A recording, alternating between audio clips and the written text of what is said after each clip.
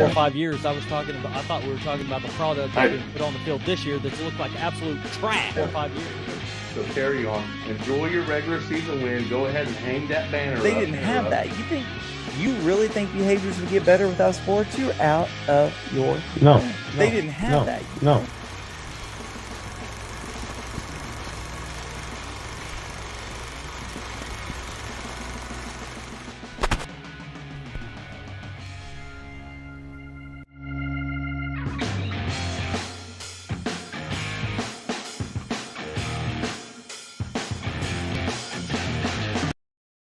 Welcome back to Experts of Very Little, December 30th, 2025.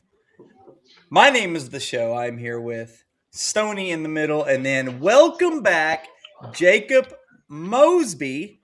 Mo's Nose is back. Give me a hand clap, John. Thank you for being back. We was able to hold it down last week. I don't know if you watched any of the episode, but Mosby was maybe one of the sickest he's ever been. Is that true? Still battling it. Still got sinus infection, stuff like that. So it's just, been living off ibuprofen and Tylenol sinus medicine the last couple of days. Oh, well, explain the sickness here. What did you have? COVID? You have flu? What's up? The only thing I never had is I never ran a fever, but had body aches, cold chills, night sweats, congestion, throat on fire, just watery eyes, going through it. Ear infection, ears clogged right now, sinuses, you name it, and went through it. I mean, what's just going across TikTok is like, anybody else catch that Xmas virus? I'm like, yep, me. I did. Me. Well, we are very, very thankful to have a really, really good friend group. And Justin Stonebarger was able to fill in for Mosby last second notice too. I asked him at the last second last week. So we were able to get him on, and he did a great job, I feel like. That's also John's brother, for those of you who don't know that. I don't know if he wanted me to tell everybody that, but he did a great job. Very, very thankful to have friends that can just hop on and talk sports and have a good time together. So, John, what was your week like? It's been good. Just get through the holidays, get past the new year, and get back on a regular work schedule. It'll be even better. But regular work schedule, as in what? Not having to change days off and having to juggle and make sure that I have coverage on the showroom floor. It's crazy. People going to see their aunt's sister, brother's mother, or something for some whatever. Yeah. John, what do you got there and behind there? What's in them cases? Explain what you got there. Man. Golly. What do you got? Tell me the helmets. I've got my CeeDee Lamb, my Hall of Fame inscribed Brian Urlacher, got my Megatron, and then down here I've got my triple picture Eagles. Did you get that case for Christmas? Yes, I did. Santa brought you you were a good boy. I can't hardly believe that. Yeah, no, I was something anyway. I was gonna say, Mosey, what do you think about that? Well, if we asked Tracy, she'd probably give the truth.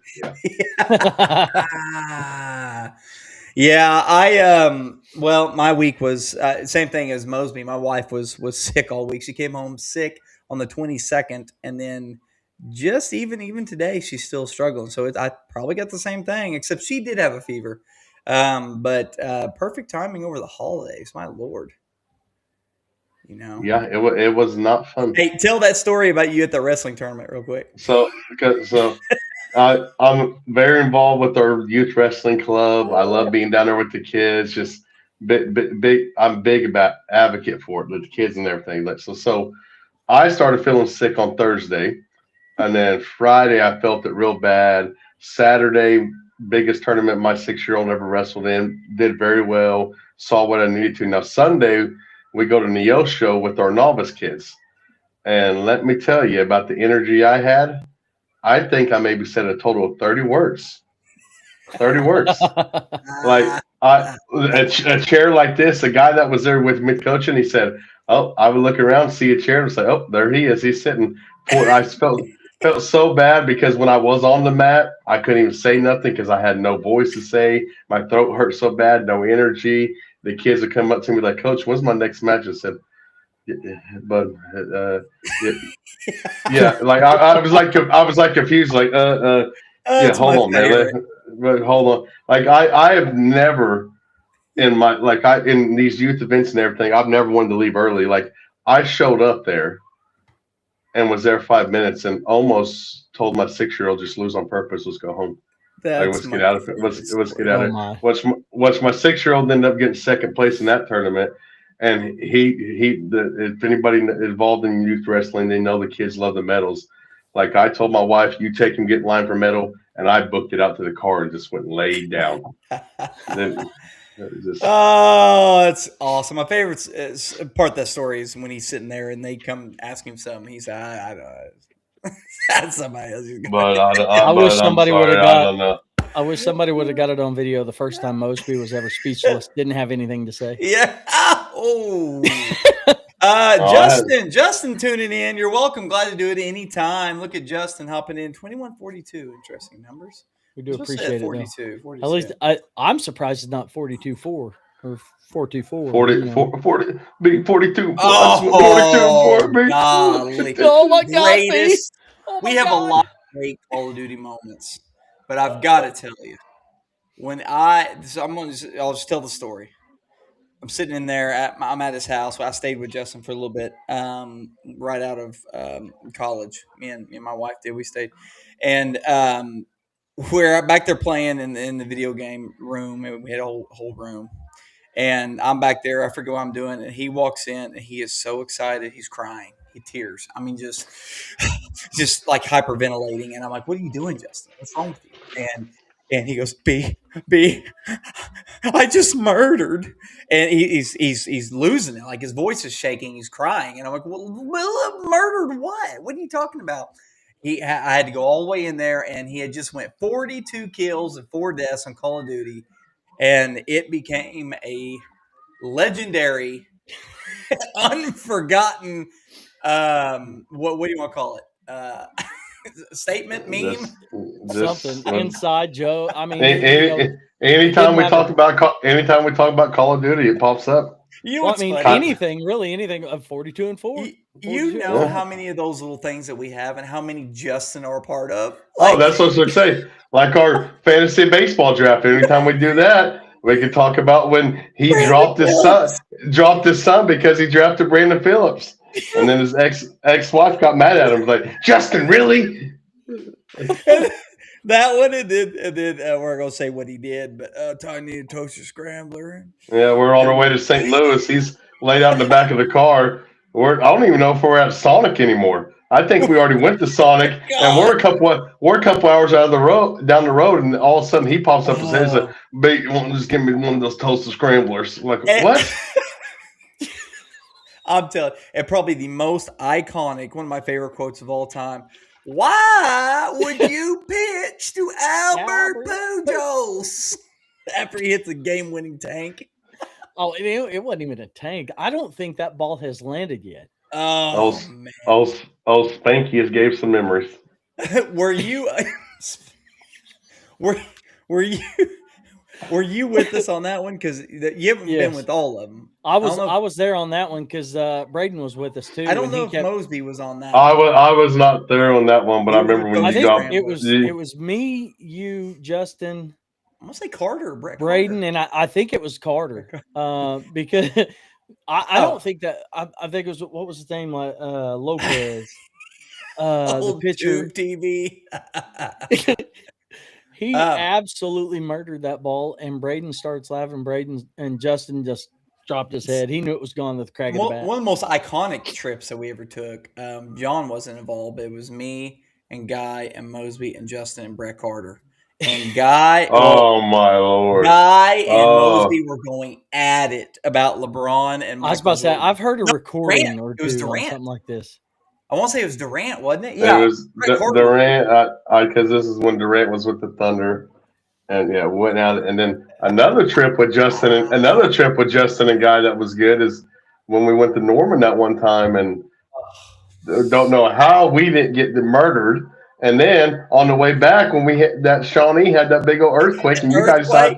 you guys thought I was shaking the car. Back there shaking.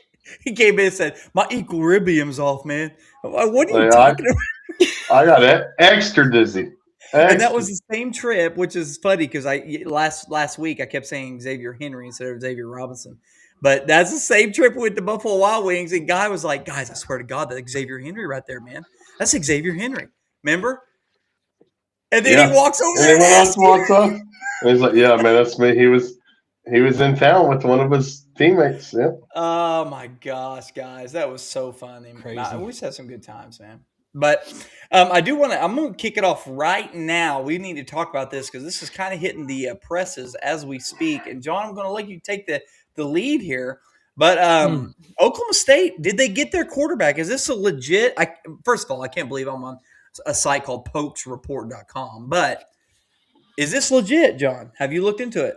Yeah. So everything I've looked at is, I mean, obviously Robert Allen, he's the one that put this out, but I mean, he's a legit guy. So I started looking on X a little bit, and it's posted at a couple different places as well. And it looks like, as we all thought as Oklahoma State fans and hoped, we got our quarterback with Drew Mestemaker. And this is a big get. I believe he was a second ranked quarterback in the portal. And I Um, mean, anytime you get a guy that throws for 43, almost 4,500 yards or whatever it was, and 30 yeah. something touchdowns, you take it. It's a short article there, but I mean, what? So we obviously knew with the coach coming over, Eric Morris, that this was probably going to happen. It was kind of the same waiting game that the Sooners went through last year when we got With John Arbuckle. Mateer. Yeah, Yeah. we're Yep. like, we think it's Mateer, but I don't know. We end up getting him. Jury's out if Mateer's the real deal or not. I still think the injury was messing with it a little bit, but um, tell us a little bit about Mestemaker here, John. I mean, what can he bring to the table? I mean, obviously, familiarity with the whole system. I mean, you're not going to have to change anything. The guy knows the lingo. He knows the offense. He knows what Eric Morris is going to bring as a head coach and a play caller. But also, you're not going to have the growing pains on, is this guy a good fit for the system. So you got a guy that's just going to step in and fill the role right off the bat. Obviously, Oklahoma State, they've got multiple quarterbacks that's entered the portal. If they haven't already, they will be soon. They've already mentioned that they will or will be. So you get a guy that you're just going to slide right on into as your starting quarterback that knows what to expect and how to run this offense is going to be a huge get, because anytime like this, change coaches, change offensive coordinators or whatever, you have 3, 4, 5 games, half a season, whatever, where those quarterbacks are still trying to learn the offense, still trying to learn the lingo, and you have that, little bit of lag in the offense. You're not going to have it here. It sounds like, I mean, obviously, from the other articles I've read, this has been confirmed by multiple sources, that it will be announced January 2nd when the portal opens up, to be official, but they've agreed to a 2-year contract or however that new deal's going. But it sounds like there's going to be other guys from not only the offensive side of the ball, but the defense, from North Texas that's going to be coming as well. So I mean, that's only going to help the situation out even Level more. 1 to 100. How excited are you? 1,000. This is the guy that I wanted. I mean, obviously, when you have something like Oklahoma State's doing now, and you get rid of the whole staff and you're rebuilding, the one thing you don't want is have another 2 or 3 years of winning 1 or 2 games. And I think this puts us over the top on that, um, you know, on that upward slope of the hill of you're not going to have 2 or 3 years of down. Now, are we going to go out and win 12 games and be in the national title? No. Now, could we win 7, 8, 9, 10 games, depending on how the roster is structured with a quarterback like this? Absolutely. So I'm excited. So if I mean, because OSU really has nowhere to go except up. I mean, they were Correct. just that bad. Um, and obviously, it's a massive get. I think it was an incredible hire, to be honest with you. We've talked about it before. Mm-hmm. And did you mention something to me about Mr. Maker that he didn't even play high school? Didn't even play high school ball. Where's he from? But So, what was the key thing you said? What coach does he have? well, now, and I'm not 100%, but I'm almost Oh, positive that the story that I heard was that it was Patrick Mahomes' quarterback coach, or it was a Huh? quarterback coach that works with an NFL quarterbacks. Okay, let's Huh. just put it that way. is he pretty good? I, he's Pretty good okay. guy. Pretty He's good. decent. Yeah, If pretty if good. it's to say, Yeah, but anyway, yeah. so and Eric Morris has a history of. I mean, they call him the quarterback whisperer for a reason. Yeah. But this said coach, whatever his name is, whatever, um, had this kid that he got a coach called him, said, "Hey, I want you to see this guy, blah blah blah, whatever." And he's like, "Well, we've got a camp. Bring him up." He's like, "Sure, I'll look at him." And so he goes, he watches him, during the camp, and calls Eric Morris right away. Says, "Hey, man, I found I found your next NFL quarterback." And Morris is like, "Really? What do you got? Because like I'm out of I'm out of spots. I don't have any scholarships left. Whatever." He's like, "Well, I mean, I'm telling you, I found this guy." He was like, "Well, he can come walk on, whatever." He was started asking for tape. Okay, well, hey, send me his high school tape. I'll look at it and we'll contact him. He was like, "Well, that's the thing. He didn't play high school football." And Eric Moore said, "Hold on, what did you just say?" He's like, "Yeah, he didn't play high school football."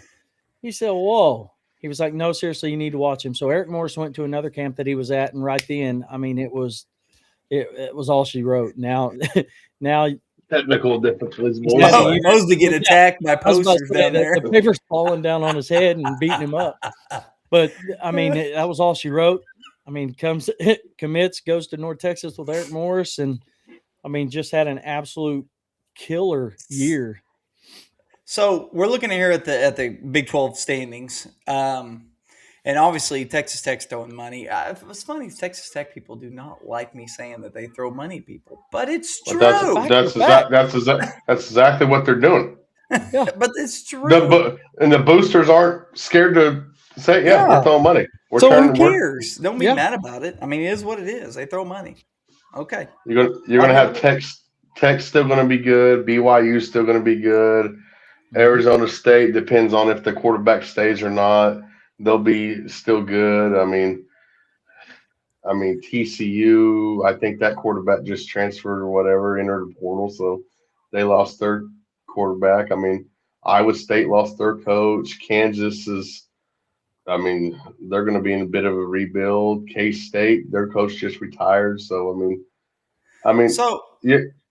I mean with the state of the Big 12 right now, I mean OSU can make a big jump and finish maybe top six or so. Yeah. that's what I'm saying, man. Like they have literally nowhere to go but up. They were 1-11. You got to think with this coming in, and it's same thing with any offensive guru that comes in. If they're legit, you're instantly going to get more wins because we've seen it. It takes longer to Mhm. build a team defensively, like Venables has been doing, compared to somebody who can come in and just score a bunch of points. You can win some games by just outscoring people. Mhm. But and then they'll work on the defense when they get in here. But you've got to think that they're going to finish above Colorado, West Yeah, Virginia, I would think so. UCF, Kansas, Baylor. Baylor's isn't in a very good situation at all right now. Cincinnati. I mean, you're realistically sitting here going, we could, if we everything falls right, they could turn it around and go 7-5, 8-4 next year. Yeah, And Yep. that would be, I 100%. would be ecstatic. And you know what's crazy is Oklahoma State has the most players in the portal right now at 40. I think we're at 45. 45 players on our current rosters in the portal.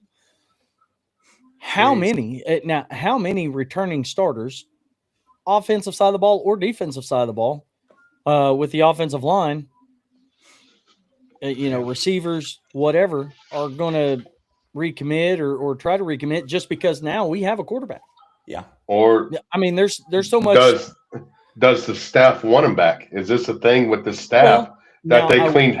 He cleaned house on a whole new staff. Is he cleaning house on the roster? Which well no, and I it could would. be more. It could. I would lean more towards it's like that way because Well, now hang if tight though he, because they I have. think I think it is because I think since he cleaned staff, I think he's wanting any footprint of Gundy or that old regiment. See ya. Well, now, I mean, obviously he's got his guys. He's got Mestamaker. I think he's going to be bringing the sophomore wide receiver as well, and very good chance that Caleb Hawkins, follows and comes in too. But my thing is we've already got one offensive lineman, and I'm wanting to say he was our left tackle or right tackle. He entered the portal and has rescheduled a visit at Oklahoma State for next week. Everybody's on X going, "Oh my God, you're there at Oklahoma State now, and you're scheduling a visit. How dumb!" Well, it's not dumb because now you got a whole new staff. You're going to have to, if you enter the portal, you're going to have to schedule a visit. You can't just say, "Hey guys, I want to come back." I mean, at that point, you can't. Now there are guys that have entered the portal early before he got there that are going to be allowed to come back visit that they are going to have a chance with.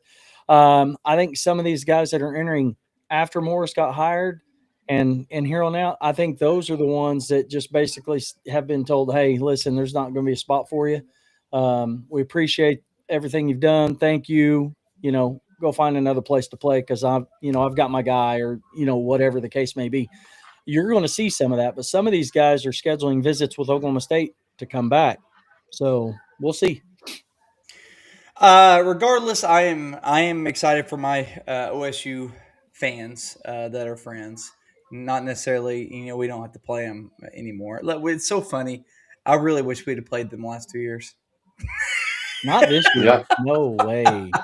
Yeah. No way. But it's not how it works. But I don't know. There's been a few talks about Bedlam maybe returning. It'd be pretty Morris said, exciting. "Get me on the phone with somebody who can make it happen. Let's go." That'd be fun. It'd be fun. Stressful time in Oklahoma when that happens. But it's fun. It is missed. So, I'm excited about OSU and the direction they're going, and especially for my friends that are fans.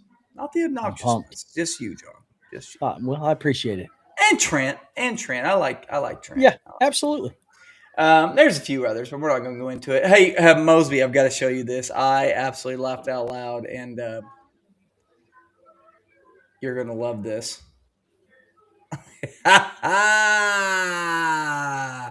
Top 5 male names that are the most annoying. Who's number one? Can somebody? Oh, Johnny boy. John, come on. Jonathan. I guess good thing my name's Jonathan and not John.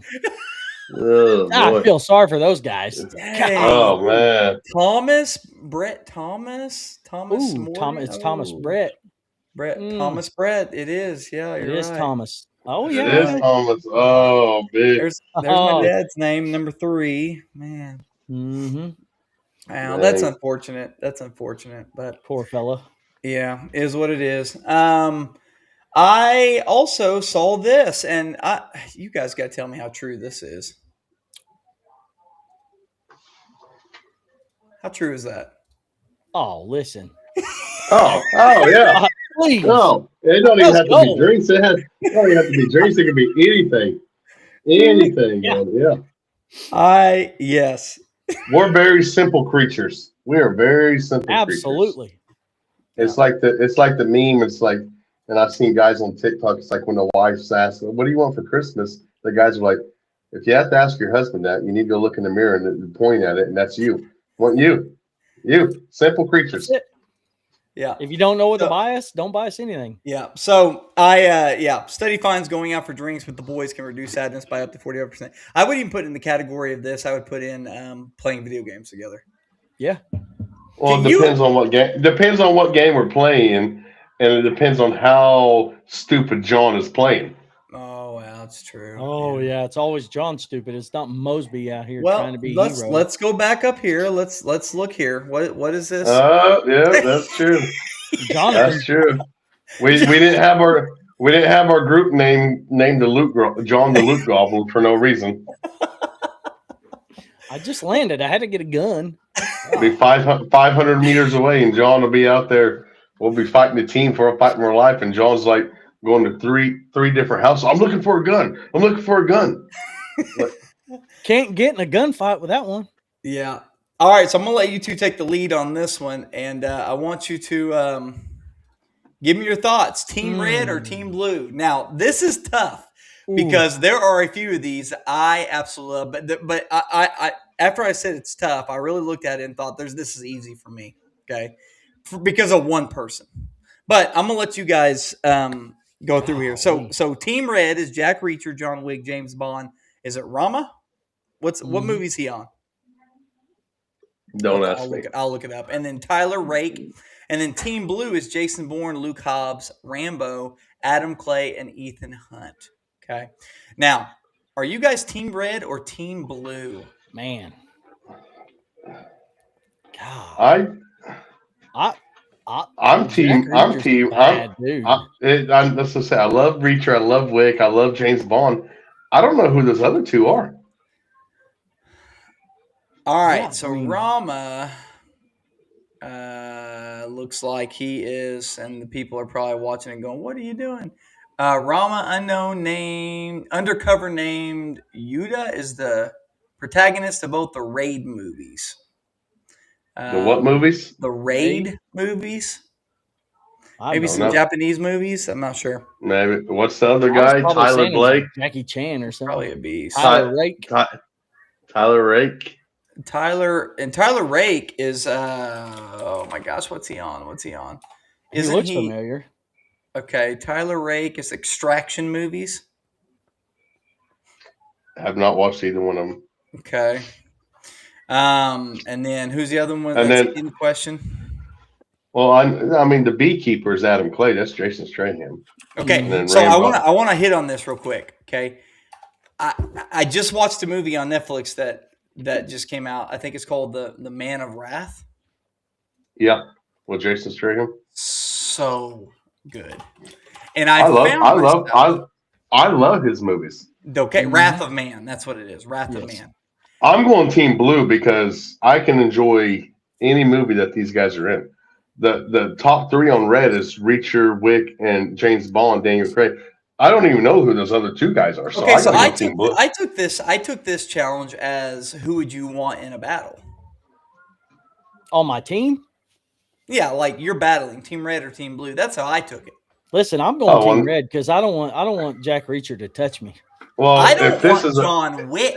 I don't. That's want what I was John Wick saying. either. If this is a battle, you're going Team Red because of John Wick. John Wick is ridiculous.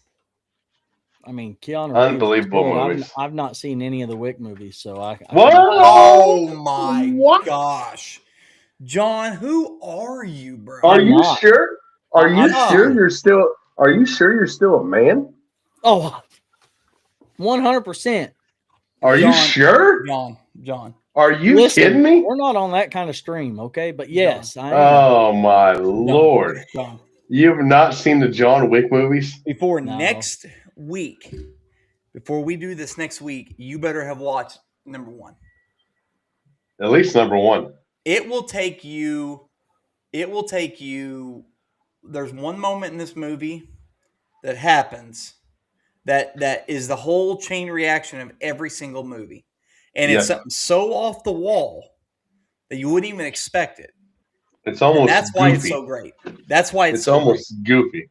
Like John Wick and the Equalizers are just two Oh, movie series of nonstop action. I just Like they're watched today. I watched. Was it Little Things? little things. Yep. Oh my gosh, I With love Denzel, those two. So I found myself loving Jason. How you say his name? Jason Jason Jason Statham. Strahan. Yep. Statham. Statham. Statham. Yeah. Yeah.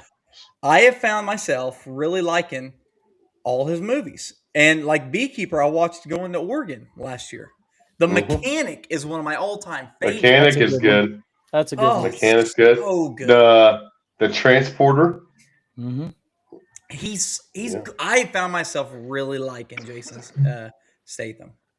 I Like love Yeah, all he's the good. Bourne movies. I love all the Mission Impossible movies. Now, John, I'm surprised John didn't pick Team Blue because this fool will die for these Fast and the Furious oh my movies and lord, what number are Love it. we on? 20. all 30 of them. We're not at 30 yet. He loves those movies and had never seen Absolutely. Wick. Mm-mm. I know. So okay, so in a battle, here's how I look at it. If they're battling, I'm canceling out Jason Bourne and James Bond because they essentially kind of do they outsmart people. Now Bourne's a BA, like he can take some people down, but I mean, but then you got Ethan Hawke, Mission Impossible. He's a bad mother. oh, so yeah. Hmm. So I mean, And so Jack Reacher, I love the Jack Reacher series too. I mean, by the way, but and he's smart too. But those, yeah, there's people that are smarter than him. He gets outwitted sometimes, but he's very strong. But out of this entire group, out of all 10 of them, if I had to rank one person I'm taking in a battle, it's John Wick. John Wick, the professional killer, baby. It's John Wick, and then I who would can't be answer number that one. two? Number two, I mean, I would go one of the spies, one of the three spies on this. I was about to say, let's not forget just how bad of a dude Rambo was, though. Yeah, that's, I mean, Yeah, Rambo's a bad dude, but that's more like a or in a war type thing. Like I'm talking about, like I mean, John that's Wick's kind of gonna what you're hunt. doing. I mean, if you're No, taking a battle or trying to, John Wick is like a spy and assassin combined. Well, you wouldn't know, John, because you never watched the movies. You're not even a freaking man. You wouldn't have no idea. Like, don't know. So yeah, John can't say because he don't even know what John Wick does. He's like, oh, check I didn't know we were talking about speed here. Oh, check Keanu the Reeves is card. speeds. Oh, Check the card, please. no Somebody check replacement. the card. Yeah, I would go Team Red. Final answer. What's everybody's final answers here? Team Red because of Johnny Wick. Yeah, I mean, I know of John Wick. I don't know. I've not seen him, but I was all about Red just over Jack Reacher. Yeah. So you're Reacher is saying one of Team the Or Red because James best. of Reacher? Bond. Reacher is one of the best TV shows there is. Yeah, I do love Reacher. Um, it's very good. So, no, that's yep. Saw that and thought, let's talk about it. Now this was something that happened last week, and I want to discuss it. Okay. And we can spend just a little bit of time on this, but this was called the Battle of the Sexes. Okay.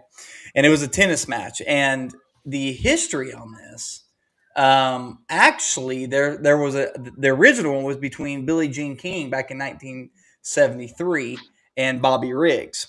Okay. Well, Billie Jean King won. Okay. Which Hmm. kind of propelled the sport for women. Her winning and she won 6-4, 6-3, 6-3 straight sets. Okay. Now they did this one. Okay. And I'm not even going to try to say the people's names. You can try to say them if you want, but I'm not. It's a women's world number one player, right? And then the Yeah. guy's ranked like six Yeah, hundred and forty Sabalenka. one. Mm. Yeah. Something way down there. And Nick, it's like Nick Kyrgios or whatever. Yes. And Nick won 6-3, 6-3. Took care of business. Now, I mean, maybe people thought number one in women in the woman in the world should have won, blah blah blah. But what does propel me to talk about is the whole argument about and I know we try to stay unpolitical on this podcast, but this one really hits close to home since have coached, and still coach women's sports, and I have two daughters. This is something I will not back down on males staying out of women's sports. I Well, will not. women staying out of male sports. Yeah. Correct. When that maturity happens, because and you'll see it's fine in the youth or whatever, but when that maturity happens, there is a difference. There is a difference. I am big on that's why there's different set of rules and leagues for each type of gender and Special Olympics and stuff like that. It is like it's sports is not made to be fair across the board when you get to a certain point. When you Mm-mm. get to the competitive level where you're caring about winning and losing, it needs to be separated. It just does. Yeah. I got a daughter too. You think I want her? She ain't going to go out there and play with football with those fourth graders or fifth graders. Ain't happening. Not going to happen. I mean, and kudos to the parents that put their girls out there that are competing at that point. But it gets to a certain point where that competing is going to be a different point. Like Jason Williams puts it best. His DuPont high school team would beat the WNBA's best players, all stars. He's like 100%. we Yeah. he's like we beat him by 30 plus. I mean, it just when that maturity level happens, when the maturity starts to happen, is when I truly believe that's when it needs to be separated. Hmm. I Yeah. and that's the I sit there and think, okay, um, if if my two daughters grow up, they're in high school, say they're competing in something, and maybe and it's not necessarily like softball. 'Cause that's still pretty. There's not guys trying to play in softball yet, but Hmm. it's more so like swimming's been nationally talked about, blah blah blah. So let's say my girls took up swimming, and we're out there swimming, and I there's a biological male that's went over to be a female, and that particular athlete, let's say my daughter was just dominating everybody, like she's one of the best in the state, and just it's obvious she's one of the best in the state. And then all of a sudden, this person comes over and swims against her and completely demolishes her. I'm going to tell you right now, I would be one of the most upset parents in the stands. I would be very vocal. I'd probably be to the point of being obnoxious and probably need to be escorted out because it's absolutely not right. I Mm-mm. don't care your whatever you want to do. If you want to change whatever bulb, that's up to you. Okay, but if it starts trading into my daughter's aspirations for sports or whatever it is, and you have your own category, but now that you've whatever transition came over, and now you're someone and you dominate my daughter, I'm not going to be happy about it, guys, and I will be livid. I'm just telling you, I would lose my mind. I mean, obviously, I've got, multiple daughters, and one of them, was a very good high school and college softball player, and so I've seen all kinds of levels of play, from when she was 14, 15 years old, on all the way up to when she was, playing college ball, and I mean, there's a difference, like Mosby said. I mean, at that maturity level, you I mean, you can tell when the girls are at their peak and when guys or a male's at their peak. And there's just two totally different things.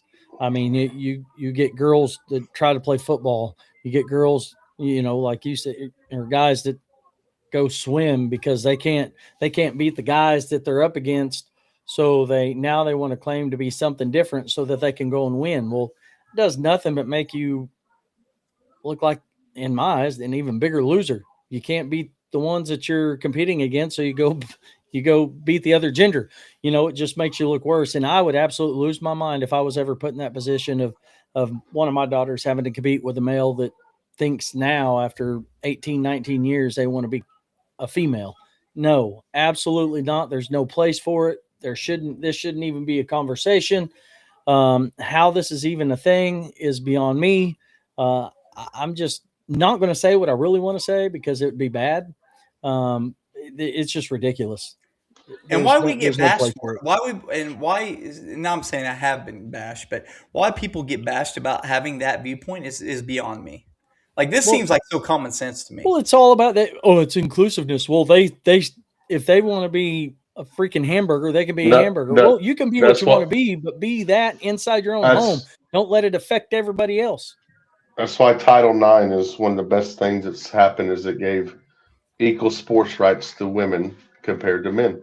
Yeah. Hmm. You can't add a men's sport without adding a woman's sport now. But I mean, I like Well, the you. fact that I'm not going to put my 6 year or my boys in a girl sport just to make them feel good about themselves. And then, but I'm also on the side that I don't feel like you should put a girl in a boy sport. I no, don't care and how the good fact you that think your they daughter can, is. Let your daughter dominate the girl sport. Don't, yeah, but those same people that be like, oh, well, my daughter, she has the right to compete in that. Well, then I don't feel like you have that. I don't feel like you should have that point of view because if a boy was dominant and came across the line, those same people would have a problem. So hmm you can't have it both ways. And I'm one that no, boys are boys. They need to be in boys sports. Girls need to be in girl sports. yeah. I mean, there's two genders. There's male and female. You were made what you are for a reason. You know, we don't have any say so on what we are or who we, if we were supposed to be that, we'd be born that. But the fact that you got people claiming to be cats and schools are putting litter boxes in the bathrooms for them to Stop. use the restroom. You think I'm playing? This is a legit deal. There's reports out there that even local in Oklahoma, schools are putting litter boxes in bathrooms so that these kids can go to the bathroom. Or the fact that somebody wants to claim to be, that's a male wants to now be a female, they can go into the bathroom with them. Absolutely Yeah. not. See, I don't like The that either. first time that Um. I ever hear of that happening, I'm gonna rip somebody out of the bathroom myself. I don't care. So That is where I draw the line. so I've already had a cat student. Let's go over here, and I want to move on to this. You can't say Tom Brady, Patrick Mahomes, Peyton Manning, or Joe Montana. Who's the greatest NFL quarterback? Oh my. Can't say any of those. Brett Favre, Aaron Rodgers, Um, if we're just go, I mean Aaron Rodgers is mine. Dan Marino. Dan Marino would be a really good choice. Now, Aaron Rodgers, we've said it before, is you know he before we saw Mahomes play. I was sitting there going, I'm a big, obviously a big Peyton Manning guy, but Hmm. what Aaron Rodgers was doing was unbelievable. Yeah, Um, so to say Aaron Rodgers, you could absolutely say that. Um, but also, and this is something that I just watched, Please stop. Don't. you could say, Don't. stop what? I know what you're gonna say. Please don't. Stop what? Don't even put him in the. Don't You even. could say, you You you could. you could say that this guy right here, John. Speaking of You John, could. hmm You could, but you'd be wrong. You could, but Elway. you could be wrong. You you could could, but you'd be wrong. absolutely Now, I put don't him know if you've seen in the this conversation. Netflix documentary yet, but it's really good. I have not. It's an hour and a half, but it's kind of you can kind of tell they kind of recorded it like America's Team did, but obviously it's only an hour and a half, so it's just set really good. It's ran really well. Talks about his life, talks about what he sacrifices, blah blah blah. But I it's mean, very well. you could say Elway, you could say Troy Aikman, but you'd be completely wrong. You just could be out off the wall, just like So ignorant. tell me why he's not in the conversation. Why should he be in a conversation? Why Well, let's should he just. be in a conversation? No, Why no, no. shouldn't he I be? could be because I don't want to hear. Well, he was in a different era. Well, Dan Marino was in the era, had no problem putting up those numbers. Dan Fouts had no problem putting up those numbers.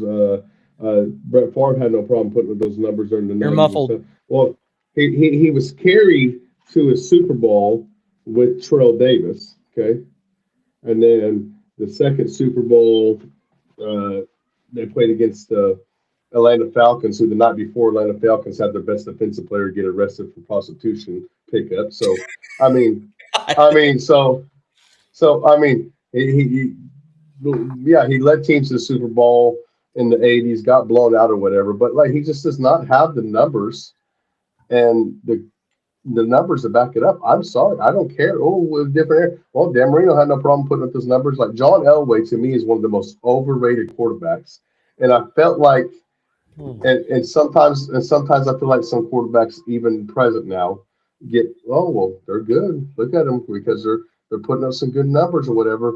But John Elway during that time, well, yeah, we need to put someone else up there. We need to put someone up. Well, we got Dan Marino. Well, we need someone else next to him because you go back and look at the quarterback play during that time. There wasn't a lot of great guys. Wasn't a lot of big time guys. I mean, So he was a highly prospect out of Stanford. Oh, blah blah blah. Same thing with Eli Manning.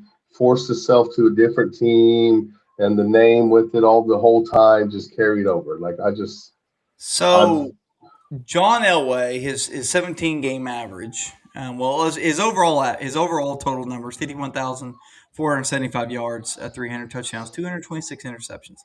His 17 game average was 3,740 yards passing, 22 touchdowns, 16 interceptions. Now, in the documentary, it talks about how they're early he butted heads with people because it was Dan Reeves, because he wanted to have a run game. He wanted to really enforce that run game, and so he felt like he's being held back. And then Shanahan got fired, and then came back and got hired back, and that's when they ended up winning their Super Bowl. So not one year he ever had less than 10 interceptions, and not one year did he ever throw for 30 more touchdown passes. that's Only accurate. one year he had over 4,000 passing yards. I'm sorry. You're saying the conversation. John, what do you think? 100% he's in the conversation. I mean, you could look at the numbers back then. The numbers, it's hard to compare what they did then to what they're doing now. This is completely totally different type of football, and I and didn't we say can we now. can I said no, compared to I know quarterbacks during the what same I'm time. if you let me finish my sentence, you would understand where I'm going with it. So to sit here and say, "Oh, well, he didn't throw for 4,000 yards," not a lot of quarterbacks were throwing for 4,000 yards. There was only a handful of them that was doing that. You know, yeah, they were throwing. I mean, I've said it for years, even as a Cowboys fan. Tony Romo is one of the most overrated quarterbacks in the Hall of Fame. Yeah, he won 3 Super Bowls. He played well. Okay, whatever. But to sit here and say that a guy who did what he did, even early in his career, yeah, he wasn't as successful, but then and at the latter part of his career, finally got over the hump and got the rings. Listen, offense wins games, defense wins championships. It takes both sides of the ball to overcome and win those rings. It's not all about the rings for me. Um, the guy won games no matter what. Yeah, you could say he was carried by Terrell Davis. Was he though? Because they also had a spectacular defense and one of the greatest offensive lines at that time too. So, I mean, it just takes time. Rome wasn't built in a day, and sometimes it takes people longer than others. In 2019 on NFL.com, they had a guy ranked the top 25 quarterbacks of all time. Now Mhm. this is 2019, so Patrick Mahomes wasn't on this list yet. So remember that, okay? Because I think John, where do you think Mahomes is right now, all time? I mean, he's top 15. Yeah, you are. Oh my god. Oh my god. You I've are an never seen him look idiot. up so quick in my life. Oh my god. Where's he at, Mosby? He is top five already. Probably top three. Not Okay, even. It ain't even a discussion. He's already in his 7 years has already got more playoff wins. I'm talking about Patrick Mahomes than any other quarterback besides Tom Brady in NFL history. all right. So So with that being said, okay, you got to think that if he's top five, these guys are bumped down by one. But here's where they ranked John Elway in 2019. Number 9. So he'd be 10 now with Mahomes. If that's considering if there's no other quarterbacks in the league right now, that's bumped him down. Number 10, Aaron Rodgers. So there's where Well, Mosby would flip him. Aaron Rodgers has probably went up since 2019 also because I'm pretty sure Aaron Rodgers has won a couple more MVPs since 2019. Here's Pops' favorite, slinging Sammy Slamming Ball. ball. Brett Favre at 12. Okay. Bart Starr. Where's Troy Aikman at? Mosby? No, Lord. Yeah. I said it. There he is, number 14. Ooh, Yeah. higher than Steve I thought. Young right below him. Was Steve Young better than Troy Aikman? I think Steve Young is better than Troy Aikman and John Elway. He just didn't play as long. That's true. Yeah. Yeah, Justin said here he put, that's not the way the game was played then. Marino and Elway put up numbers that were ahead of their time. Mahomes won't be adding to that playoff total this year. Ooh. Elway didn't put up great numbers. I don't know what he's talking about. Elway was putting up numbers ahead of his time. No, Brett Favre was putting up better numbers. Dan Fouts is putting better numbers. Marino's putting up better numbers. There's certain times other quarterbacks is putting up better numbers. Here's how you know Elway did Marino. not throw. Elway didn't throw more than 30 touchdowns one time. But Here's how you know Marino's good is whenever Mahomes may not be adding to that total, but guess what? Mahomes is 2-0 in the Super Bowl against what team, John? What team? Oh, 2-0. Hey, and as much as we give John crap, who has the longest drought of a non-Super Bowl win out of our teams? Oh, I said it already. Oh yeah. Hey, Keep yeah, on. yeah. Guess what? It's longer than the Carolina Panthers because we weren't in existence yet. Yeah, that's true. That's true. It is. It is Here's longer how in you know. Carolina. Yeah. Here's how you know Dan Marino was good. Is he never won a Super Bowl, but yet he's still ranked 7th on this list. Like that dude. You want to talk about before their time? So this list I found of last year, put out this June, has Tom Brady number 1, Patrick Mahomes number 2, Wow. Dan Marino number 4, Montana 3, Favre 5, Manning 6, Elway 7, Breeze 8, Steve Young 9, and Aaron Rodgers 10. Man. Yeah, I would definitely swap a couple with old Mahomes up there too. Holy good. Oh dear. Joe. Dan Marino, I can't imagine what he'd be like in today's game if he was slinging what he did like Bro. back then. Oh my Lord! If he was in these offenses now, my goodness. Hey, Marino, the best play he ever had was the fake spike. Wasn't him that did the fake spike? Yep. I love that play so much. Oh my! Against the Dallas Cowboys, wasn't it? I believe so. I was watching. I was like, "What the heck just happened?" You want to know what one of my other favorite plays was? Was the naked bootleg by Peyton Manning against the Cowboys. Against the Cowboys. I think it was like his first rushing touchdown of his career that season. Pulled the cameras and everything. That was. But Marino is also a cautionary tale to, hey, your great quarterback got him to the Super Bowl, I think his second year. Never got close to getting back ever after that. So it was on good teams. Cautionary tale of like, hey, you gotta build when you got a window, you better go get one. You better go get one. Mosby, I'm gonna let you take the lead here on this one. And I want you to kind of talk about what you've read about Kansas City leaving Arrowhead. They're moving from Missouri to Kansas. Give me the details. Just take the floor. So this has been talked about for a few years now because it started off with the Royals wanting hey, are the Royals going to move to downtown and stuff? And what it really kind of started is we go way back to, I think, probably about 2010 when Johnson County denied a tax raise to build a retractable roof just for Arrowhead. They wanted to do a proposal where the roof went back and forth between Kaufman and Arrowhead, and they only approved a certain amount of raise to make some improvements to Arrowhead, which Arrowhead put in a great little Chiefs Hall of Fame and stuff like that. But, Ben, you've been to Arrowhead. You've been to Kaufman Stadium. What's there around those stadiums? Concrete jungle. Nothing. Okay. So this for people upset about the Chiefs moving, the Royals are going to move too. So it's just going to happen. So if the people that are upset about this, as a Chiefs fan, I'm not upset. I understand it business wise. I think it, and everybody's like, this is a bad business decision for the state of Kansas. You can say that, but if Kansas does it right, unlike Johnson County did, Missouri here, they never built up around these stadiums. They never built no hotels. They never built no restaurants. I think that there's a Carl's Jr. across the street. Oh man, yeah, I'm a fan. I'm going to go eat at Carl's Jr. Yeah, let's go.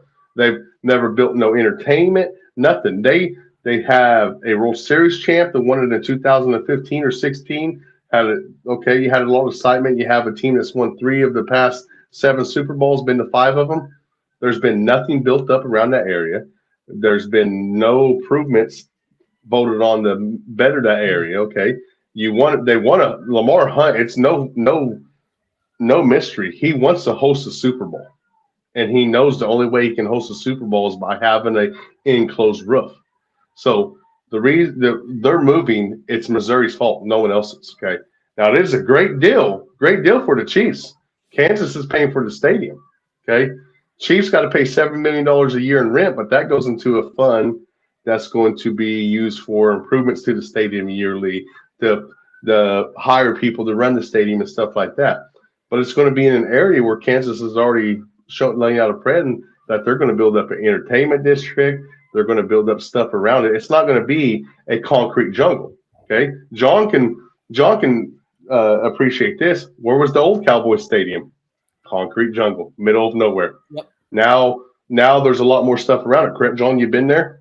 Yep. I mean, more or so. That is the way that these stadiums are going. Is they're going into areas where there's going to be stuff around it. It's an attraction. That's where these states are making their money. Is okay. Now we've got the Chiefs playing there, but you know what? We're going to host other stuff. We're gonna be able to host these big old concerts where, well, you know what? You know how you're making your money back, Kansas, is you're going to own a restaurant, you're going to own a hotel, you're going to have all these apartments and stuff around here where these fans are going to track to and be there, and it's going to bring in a Super Bowl. Okay, well, you think they were ever going to let the Chiefs host a Super Bowl in Arrowhead with nothing around that stadium? Absolutely not. Absolutely not. The Royals, if MLB picked where the World Series to play, the Royals would have never hosted a World Series game. It wouldn't have happened. Like it is, this is 100% Johnson County's fault for not ever making the improvements that they said for years that they were going to do. They just drag their feet, drag their feet. Well, NFL owners don't drag their feet. And for the people upset, well, they're not paying for their stadium. If you ain't ever followed sports, that's not how this works. NFL owners or MLB owners and stuff, they don't pay for their own stadiums. Yep. Taxpayers do, because you know why? Because they have the product that we continue to go support and buy and want there. They have the product. They have the product. You want it or not. If not, hey, we'll go somewhere else that will pay for it. I mean, I think in the long run it's going to be a great thing. I think it's going to be a great thing. Now, the nostalgic of Arrowhead and stuff like that, that's going to be the biggest thing missed. But I mean, Kansas City Chiefs, Lamar Hunt, they see that they got Patrick Mahomes maybe another 10 years. Okay, well, let's get this going. We open this stadium up in 2031 with our biggest product of the NFL, our best player of all time, maybe the greatest player in NFL history of all time. We want to open that stadium with why he's still with us, why he's still performing at a good level. So, I mean, it's been brewing. It's been brewing. Did you mentioned they declined the tax or whatever for the retractable roof, right? But if I remember right, if I read right, they weren't raising what they were already paying. They were just extending the same tax they're already paying. Yes, it's just it wasn't going to cost anybody any more money. It wasn't going to cost them any more money. It was just extending it maybe another 10, 15 years. That's the dumbest thing that they could have done was to decline that. The town I live in, their school is dealing with that right now. Is we've already approved the bond 5 or 6 years ago, and that bond's about to set to expire. Well, now they're trying to extend that bond where the taxes aren't raised. We're just extending what we're already paying, what we've been paying, and what we already voted on to improve the schools and stuff. So yeah, but people up in arms about that, kind of like Johnson County. They had their chances. They had their chances. Well, the Chiefs called their bluff, and Johnson County thought the Chiefs weren't going to I do it, mean, and but now they're about to lose the Chiefs and the Royals. the It's fact that happening. the fact that the county sit here and let this happen is beyond me, because you could sit here and say, okay, well, you know, we're gonna go ahead and vote to move out. You know, we're gonna go ahead and up and leave and go to Kansas, right? After having the agreement of they're gonna build it up, they're gonna do this and they're gonna do that. You would think Johnson County would want to build around that, because the only thing that really does by building around both stadiums is that brings them more dollars, more money. Brings them more money. They Brings them they more get money. they I mean, they'll sit there and just collect the cash while people are in walking distance going to Buffalo Wild Wings. They're going to, whatever bar, pub down the road. And all these people are doing are walking to other businesses and spending money. I mean, You would think I went you to would you Dallas would think. just this year against the Eagles when we had the big comeback from 21 points down. That was huge. It was a great win, great game, whatever. But right there at Cowboy Stadium, I could walk either direction and go spend money. There's all Yep, kinds of stuff around it. shop stuff around it. I mean, it's Yeah. just that's the error that these stadiums are going into. I mean, Hmm. they're going more into the college uh, campus style stadiums. Hey, Yeah. we don't need no big parking lot. We can go find places to park. We want to be in the middle of the action. Absolutely. And, Listen, and I all it does park. is, and like you said, it improve. All it does is bring you more money for that town and that county. That's it. I mean, We parked, I think, right at 2 miles away from Cowboy Stadium and walked. We didn't care. Why? Because we could stop wherever and get what we wanted. But at the same time, there is no parking. I mean, unless you're a season ticket holder and can park right on up there, it doesn't make no sense. Yeah. So, So, um, here's kind of what when you pull up AI, you use AI for anything. But key details: new location, new $3 billion dome stadium will be built in Wyandotte County, Kansas, along with the new team headquarters and practice facility in Olathe. Reason for the move: decision came after Jackson County, Missouri. Voters rejected a sales tax extension in April 2024 that would have funded extensive renovations to Arrowhead Stadium. Kansas officials substantially approved a large public financing package using sales tax and revenue bonds to cover up 60 to 70% of the new stadium costs. Current status: the agreement has been approved by Kansas lawmakers, but some local details in Wyandotte County NFL final approval are still pending by an October 31st, 2026 deadline.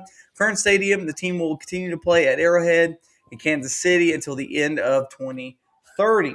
I think y'all Mi- nailed that. Missouri has mishandled pro team organizations. They are. I mean, Yeah. if St. Louis Cardinals didn't have such deep roots there, Yeah. that could be gone. I mean, mhm. they've lost the Rams. They're going to lose the Royals. They're losing the Chiefs. I mean, they had the Arizona Cardinals there at one point, lost them. It's just Yeah. This was said by Nick Wright. I'm not sure what podcast it was on, but the idea that because they built this stadium, Kansas City is going to get a bunch of Super Bowls is just not true. I think they will probably get one, and people will complain about the Super Bowl being in Kansas City. And you know what? They should, because the Super Bowl should not be in Kansas City. I'm from there, and I love it. The Super Bowl should have never been in Minneapolis. It should have never been in Indianapolis. It shouldn't be in Kansas City, New Orleans, Miami, Vegas, LA. That's where the Super Bowl should be. What are your thoughts on Nick Wright saying this? Big Kansas City guy. I agree with him on the. Now you forgot one, Phoenix. I agree with that. Like, hey, and even Houston. Houston, Phoenix, L.A., New Orleans, Miami. Dallas. Let's even maybe Atlanta have a six rotation. I mean, like, because Yeah. I feel like that's what they should do with the Olympics is they pick six sites or four sites and they rotate it. I I think mean, the only reason why they weren't going to do that is they want every organization to have a chance to reap the benefits of said Super Bowl of of the money. Of course, it's if you're going to pay X amount a year to the team and but players whatever. but I Why also not? understand why he's saying it partly because of, and without saying it, I mean is the the weather. attractions and the weather and all that stuff. I get The it, we- the 100%. weather. Like Minneapolis is a good place. Indianapolis is a great place. Kansas City is a great place. A lot of stuff to Mhm. do. But when's the Super Bowl? Middle of February.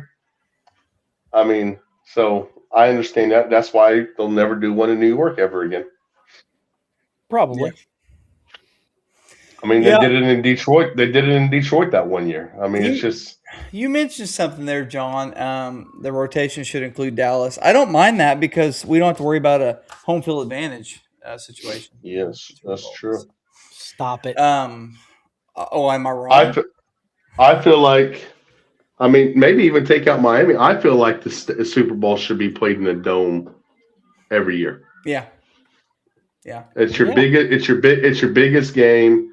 Take out the risk of any type of weather at all. yeah. I don't care. Like, Mhm. oh, football's I supposed to like be that. played outside.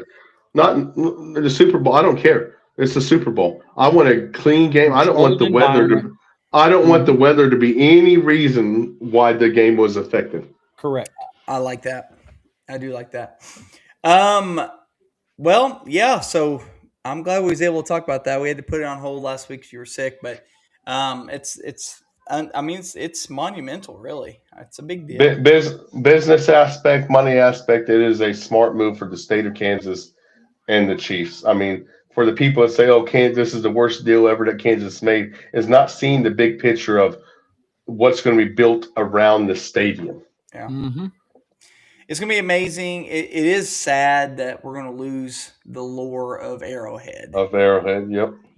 but just like I told somebody today, technology moves on whether you're on board or not, Yep. and A lot, life carries on. It doesn't and matter. it'll be fine. Guess what? I'll still watch football, and I bet Chiefs fans will still watch and Still still watch go to football games. and still go to the games. Yep. So, It's an old saying. Like someone that's like, would you ever quit watching the Chiefs? Well, they would have to probably destroy my family. But then again, I wouldn't support those Chiefs when new Chiefs came in. I'd support them. You know.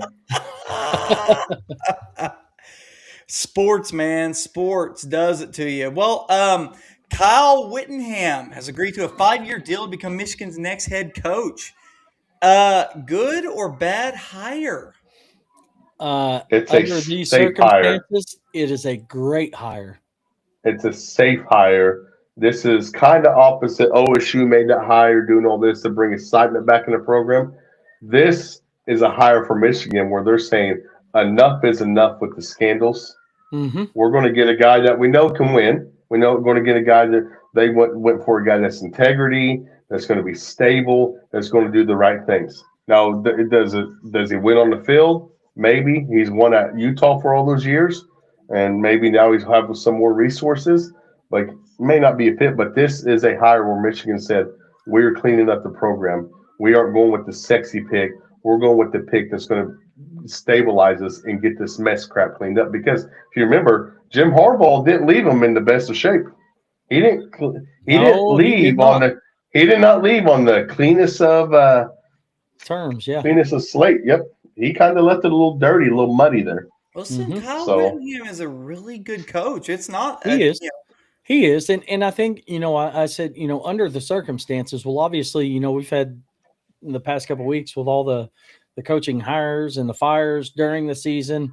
I mean, obviously all the top names were already gone. At this point when this all happened with their coach and I'm and firing them and whatnot, I mean that there was nobody else to really hire or go after. I'm curious what they offered him. I'm curious if there's a no fire clause in it, and maybe it's how long's the deal? 5 years, Yeah. whatever. Yeah. Because he just did retire and turn the program over to his defensive coordinator. So Well, I'm curious. I'm curious what Michigan came in. I would almost bet you Michigan came in and said, "Hey, we're guarantee you, we're not getting rid of you. Like, we need you to come in and get this cleaned up. Well, and Get I this don't know if cleaned you've up. seen his interview and how much of it is actually true or whatnot, but he says that when he stepped away in the interview that I watched, I mean, he was uncertain on if he was going to coach ever again or not. But he knew that I guess, he felt his time in Utah was done and he needed to go ahead and go be with the family, whatever. But he had in his mind that there was a handful of teams that if they ever come calling or knocking on the door, he was going to answer. And Michigan was one of them. So, Well, I mean, some consider Michigan the best job, no matter the situation out there. oh, Some consider Mich 100%. some The consider true blue blood. Michigan. Yeah, some consider Michigan the blue blood of blue blood. Hmm. Kyle Whittingham's contract with Michigan is a 5-year deal worth an average annual salary of $8.2 million. The contract is 75% guaranteed, and he is expected to earn a base salary of $8 million in his debut season in 2026. The total value of the 5-year agreement, which runs through 2030, is approximately $41 million. This represents a significant raise from his last season at Utah, where his total compensation was 6.9. The specific details regarding additional benefits, such as bonuses, housing allowance, etc., have not been publicly disclosed, but the guaranteed figures ensure financial security regardless of on-field results. So there you go. But I saw this too, though. I saw this, and this is coming. This is a pretty big deal here. Urban Meyer. I don't know when this was. I think it was after like a 2023 season or something. But he said he's the best coach in college football. That was Urban Meyer. That was a couple of years ago, and he might change his tone on what he thinks. But it just goes to show that this dude is a good coach, and I feel He's like a good. He is. He's a Well, I good mean, how coach. can, I mean, being at Utah for what, 21 years or 20 something years that he was there and I mean, he consistently won. I mean, and he pulled some pretty good coordinators come with him. he's got on the. He's got him on. He got Utah on the national level a couple times. I mean, yeah, Yeah, so I'd be excited if I was if I if was a I Michigan was fan. Michigan. I would be excited. I really would. So congrats, Michigan, on that. That's a big deal. It's time, boys. It is time. We have the quarterfinals. We haven't really, well, we did get to talk to Mosby 2 weeks ago about it, but it's time to give our score predictions and the outcomes of what you think is going to happen because those games are about to happen here, in 2 days? Um, are Oregon, some tomorrow? are there some tomorrow? It's New Year's Eve. Are there any tomorrows? Or are all New Year's I Day? think it's all I New thought it Year's was New Year's Day Day. and the first and second, I think I could be wrong, but Yeah, USC's up 24-21 right now in TCU with a minute to go in the fourth quarter. Look at that. Um, Oregon and Texas Tech. Let's start right at the top. Oregon and Texas Tech. Give um, a quick synopsis of it, and tell me what you think the score's going to be. Miami and Ohio State's tomorrow. Okay. okay. Man, this is a really fun game. Obviously you got a high flying offense in I Oregon got I got and I a got Texas Tech. very good defense in Texas Tech that I think I got te- the defense is what's going to win the game for Texas Tech. I got Texas Tech winning 34-24.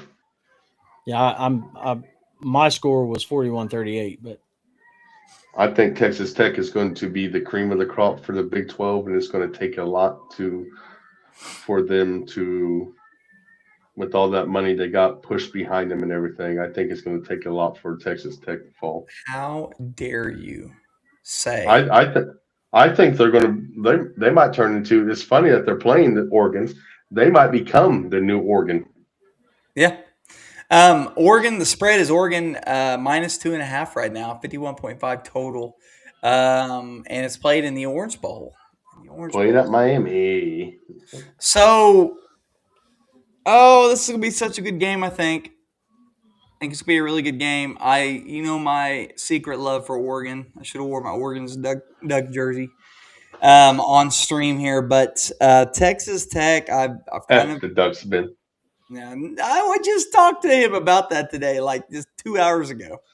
Oh, Um, good old Robbie. Yeah. I'm going to say Texas Tech comes out victorious. I'm going to say it's going to be 31-28. 31-28 Texas Tech. Alabama, Indiana.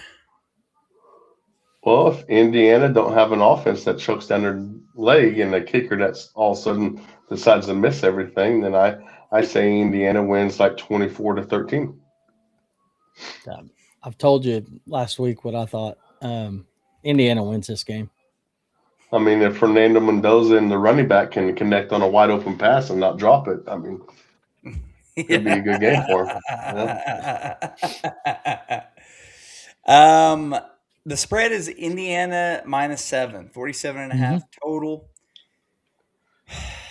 I don't think they're going to cover it, guys. I think they win by 10, but that's just me. I know people are going heavy in Indiana. I mean, we're forgetting that we seen I'm, what Alabama is. I will say this: if Alabama beats Indiana, I think Alabama's win the national championship. See, that's the thing. Alabama is just they're sneaky, man, because we were talking about them just 6 weeks ago as the best team in Yeah, America. Oh, they're the best. They're the best, and all of a sudden they're not. Man, I just have a feeling, boys. Roll Tide. I have a feeling. Well, I'm gonna say Alabama. Alabama 27-24. Yep, Nope. I'm going with Bama. I'm going with Bama. Ole Miss and Georgia. I don't even think this one's close. I think it's Georgia Oh, 31, 31-13. Yeah, I mean, I'm looking probably a 3-touchdown game 3 touchdown. for Georgia. That's what I said. It's not even going to be close. Dang. Paul Golding is his season ends. Pete Golding. Pete Pete Golding. Golding. That's it. I'm saying Pete, Paul, Peter, Papa, whatever. I didn't see them on the most annoying list. That's fine. You done? I think Georgia. Yeah, I think Georgia wins. I don't think it's as big as you guys think, but I'm gonna say Georgia wins. 27-21. 27-21 Georgia. And then tomorrow night, Miami University versus Ohio State. I think this is low scoring like Miami's first game. I think it's going to be like a 13-10 game, and I say it's a coin flip. Really? Yeah, I think either team can win. I mean, Do you like I Miami? think they're both. Nah, man, I don't know, man, because Buckeyes' defense is really good. And I'm just saying Buckeyes, you like Miami as in you like the team. yeah. Oh, I think they're good. Yeah, I think they're good. I thought the crap all year. Oh, them not being a. I thought it was crap the whole time. They were good. I mean, they beat Notre Dame and they lost a bad loss in the middle of the year. Well, a couple other teams had bad losses in the middle of the year and weren't held to that same standard. I mean, They had two. I think, I think Miami's good. I mean, I think their defense is really good, and I think it showed last week of holding Texas A&M to three points. John, what do you think? Miami, 20-14. Ohio State is the best roster in America. I don't care. I get it, but here's the thing, and I said it. I mean, obviously, we said early on in the season that Miami could be one of the better teams in the nation, but we also said that come playoff time and the brackets and all that I didn't think they deserved to be there, only because if we're going off the criteria and what they put together, they shouldn't have been in. But the problem is they are. And when I say the problem, it's the problem for their opponents, because they do have one of the better defenses in the playoffs. They do have an offense that can sustain the drive and run the clock and put up points when needed. And to me, I mean, that's the making of a championship team or a championship caliber team. I'm not saying they're going to the national championship. Can they beat Ohio State? Absolutely. Do they have the talent to upset Ohio State? Absolutely. And that's why I think they're going to do it. I've got a chip on their shoulder. I am just so off from you guys right now.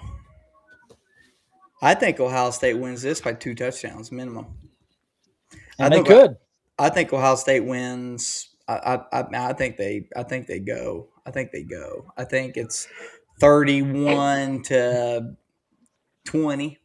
Uh, Well, the only reason why I'm going to disagree with you on that is look at the challenge games Ohio State's had this year, and their offense hasn't went in any of true. them.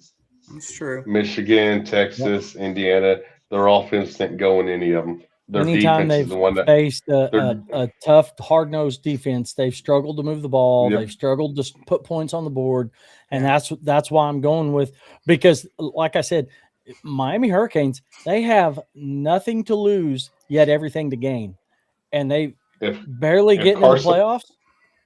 They got a if chip on Car the shoulder. Boys, let's if load up and Carson go. if Carson Beck doesn't turn the ball over, I think Miami can pull it off. Hey, tickets as low as $37 here. It's in the Cotton Bowl. Let's Yeah, go. John's the Um, one that's got all. John's the one with all of the money. that's true. Ohio State's 9.5 favorite. 40.5 total is the total. I'm gonna say Ohio State 31-20. I think they put it on them. I do. Okay, John. We Yes. have a new king of the AFC West. The Kansas City Chiefs' reign of supremacy is over. For the first time since 2015, the AFC West has a new division winner. The new sheriffs in town, Bo Nix and the Denver Broncos. You know the old saying. Is this a new You know, version of Bo Nose? you know the old saying. A blind squirrel runs into a nut every now and then. Do they though? I mean, this was no mistake, Mosby. I just want you to understand this. This was I not a know, new I team. know, John. It's been brewing since 2015. I know it's no mistake. It's been building since 2015. I'm talking about Yeah, them being as good as they are. it only took a great mixture of freaking everything that you could think go wrong for the Chiefs go wrong. The Chargers losing both of their star outside tackles and all that stuff. You Hey, know, it's just hey, good job on winning your division title. Doesn't mean crap have because the you still Chiefs got to go really win in the won it place. since 2015? Yes, every year, 9 in a row. 9 in a Mhm. row. Yeah. You know what? I mean, like I said, this was no accident. I When mean, did this Mahomes come to this the is league? not one of the best defenses in the NFL. Mahomes came in his first And year starting Sean was Payton is a genius. 2018. Mahomes, the Chiefs have the second longest run of division title wins after New England and Tom Brady. So this was mind blowing, and this is just the NFL. You said it before; it's the greatest. What do you call it? Soap opera. One Hmm. of the Yep. greatest soap operas. Most And wins last season. Result this season: Chiefs won 15 last year. They're eliminated. Lions 15 wins. They're eliminated. Eagles 14 wins. They clinched the NFC East. Vikings 14 wins. They're eliminated. Bills 13 clinched the playoff spot, which they might be the 7th seed. Is that right? And the Yep, might be the Commanders. seventh seed. Commanders with 12 wins last year, and they're eliminated. what's the 4 one common teams. thing between those four teams, other than being eliminated? Injuries. Yes, 100%. Yeah. 100, And and you're talking and more the than Chief and one or two. I will be the first to admit the Chiefs have got lucky with the injury bug every year. Even that first year that Mahomes got hurt, Mhm. looked nasty. Well, it was only a game and a half. We just popped it back in place. We were good. He could have came back that game. They've got lucky with the injury bug. And you know what's part of it? You talk to anybody. I love listening to some of the old Bill Polian and stuff. He says like, hey, you beat the injury bug. You're going to have a successful team That's what I was going to if you say. To do things win right. anything, just like I say in fantasy, you have to have some luck to win fantasy. Same thing in the league. You have to be lucky with injuries. You got to have Well, like okay. Here's the best Yeah, example, and we're going to go college here, but OU won it in 2000. No, hardly any injuries. yeah. Right. Go through all the other chances they had to win a national championship, and they had a key injury. you can Yeah, name key. 1 or 2 massive injuries. Well, It and Now, the crazy part one about it, team this is on more than one or two. You know, obviously, we know how many injuries the Chiefs has had. But like the one thing J- coming into the Jalen season, Daniels. the I mean, Lions, everybody was like, "Is Ben Johnson going to be a big loss?" Well, then the season, they're like, "Oh, their offense looks terrible." Ben Johnson. Well, when you lose Sam Laporta, when you have games missing offensive linemen, and then your whole secondary at one point in mid part of the season, every single member of your secondary is off the practice squad and special teams. You know that is the recipe for disaster. You can only overcome so many injuries, and the Chiefs have had multiple. The Lions have had multiple. He mentioned, Jaden Daniels, Terry McLaurin, Debo Samuel. The running backs, they were kind of hit and miss. Offensive line, defensive players. The Commanders had the same injury bug that all the others did, and then of course the Vikings. You lose McCarthy. You have some injuries on defense and offensive line. So, I mean, well, Aaron Jones was out for a heck, while. I yeah. mean, I mean, what do you expect to happen? And that's what sucks. I mean, you're like, oh well, we I give mean, Mosby a look, hard time. Ha a, a, ha. li- a, li- Team to the a left. team not on the a team not on this list, but if they don't have the injury, they probably win that division. The Bengals with Joe Burrow. One Yep. hundred If percent. if he don't miss all those games, that with how those teams that pull away, they probably win that division. I Yeah, mean, I mean, Joe Flacco had a couple had him in a couple you know, games, and Tampa Bay, if they don't, Tampa Bay don't have all those injuries, they might be running away with that division. Well, they may not even make the playoffs now.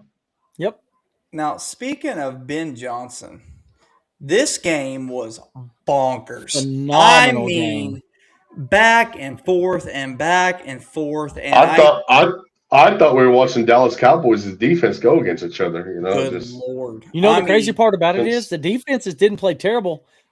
This is just how good these offenses are. Defenses play terrible. Oh, defense hang played tight. terrible, Joe. I mean, I don't. They you played can awful. listen. No, what I'm obviously they There scored a lot was of points. there They was put up a lot of there yards. was two good defensive plays in this. The pick six and then the pressure on that last play of the game to keep the Bears out of the end zone. There was two good defensive plays. That was it. So when I'm just hang tight. I mean, we're not playing Dallas Cowboy terrible where there wasn't a secondary. A corner at 20 yards in sight, whatever. No, these were two offenses that were just firing on all cylinders. You had, I mean, two offensive play callers. You could say this was a Ben Johnson versus I just drew a blank. Kyle Shanahan. These two were the ones going Hey, head to. but did he draw Blake kind of like he did on his favorite Christmas song? I couldn't remember I the words. almost said Schottenheimer, and obviously Dallas isn't in here, but it was like one of those things where, I mean, you couldn't stop these offenses. Didn't matter what they did. Caleb Williams has proven that he's not a bust, and I think that has a lot to do with Ben Johnson as well. But Oh I'm going to be God. honest with you. I'm going to be honest. I'm going to be honest with you. As a fan in games, I'd rather watch games like these than a Yeah. 10-7 game. Yeah, I like would OU rather football watch. this year was boring as crap. I would re- I would rather watch games like this all day. Let me ask you a question, John, because you had mentioned you said hang tight, and that's usually your cue for hey, just let me talk here. I'm going to explain myself and make sense, and it still didn't because you remember when Baker Mayfield and Patrick Mahomes played against each other in college? Remember all the points they put up? mm-hmm. Okay, were people saying afterwards, well, the defenses didn't play bad. It was just really good offensive play Well, calling. and that's not even what I'm saying. I mean, obviously, yes, they put up a lot of yards and a lot of points, right? But what I'm talking about is you have two of the best offensive minds in the NFL. That I mean, obviously, it doesn't matter what that defense is doing on the field. They have a play to counteract because they know what each other's doing on both sides of the ball. Um, I mean, yeah, you had a couple big plays down the field, but a lot of this was just underneath routes. You had CMC, you had Kendrick Bourne, you had, I mean, one of the big thing, what Tungus. Um, I mean, this guy right here was playing chess. I mean, this son of a gun was slinging the ball all over the field, but it was all short and intermediate routes. He was playing He against their wasn't. He coverage. was. It just goes back to like what I said when the Chiefs played Dallas. any quarterback's going to look good if you don't pressure the quarterback. There was zero pressure from any team in either this game, and It, I think it's going to bite. Both of these teams are going to be in the playoffs and going to be exciting, but it's going to bite each one of these teams in the playoffs One of the best if plays they. in the game, one of the best plays I've seen all year was off of being pressured and pushed out of the pocket, rolling to his left, stops, goes back, goes forward, whatever, and then makes a stupid dump pass to Juszczyk and or whatever Kyle, whatever Juszczyk in the end zone. That was one of the best plays I've ever seen.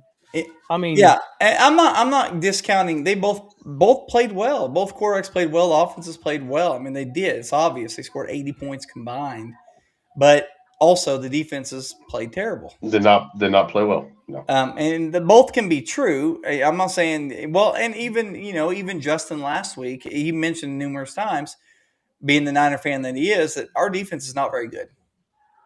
He made that very clear. Our defense is not very good. It just is what it is.